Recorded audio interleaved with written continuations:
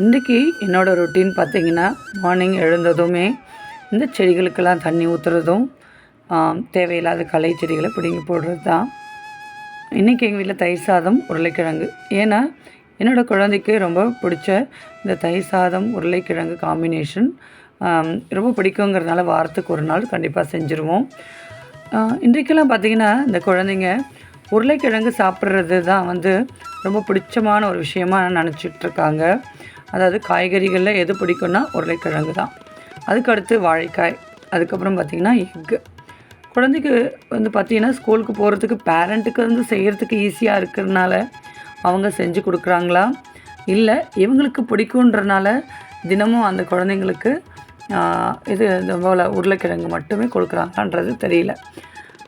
எல்லா காய்கறிகளும் சாப்பிட பழக்கப்படுத்துறது நம்ம போன்ற பெற்றோர்களுடைய கடமை.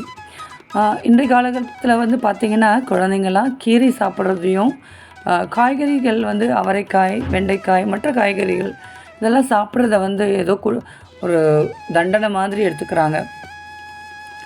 என்னுடைய அம்மா பார்த்திங்கன்னா வாரத்தில் ஒரு நாள் பாவக்காய், அதுவும் வியாழக்கிழமை அந்த பாவக்காய் ஒரு பொரியல் மாதிரி செஞ்சுட்டு கூட ரசம் வச்சுருவாங்க.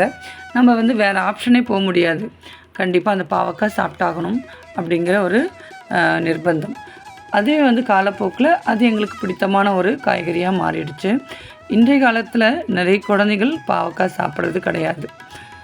ஆனால் இதை பழக்கப்படுத்துறது நம்மளோட கடமை. அதுவும் இல்லாமல் அதில் இருக்க பெனிஃபிட்ஸ் குழந்தைங்களுக்கு நம்ம சொல்லி கண்டிப்பாக சாப்பிட வைக்கணும். இன்றைக்கி மோட்டோ பார்த்திங்கன்னா என்னென்னு தெரியல, எங்கள் பாப்பா கிட்டேயே விளையாடிட்டு இருந்தது. அவர் ரொம்ப உரிமையாக மடி மேலே ஏறி உட்காந்து அமைதியாக உட்காந்துருப்பார்.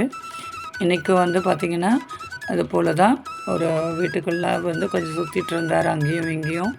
அதுக்கப்புறம் பாப்பா மேலே ஏறி உட்காந்துக்கிட்டு கொஞ்சம் நேரம் உட்காந்துட்டு இருந்தார். கொஞ்சம் நேரம் பால் குடித்தார்.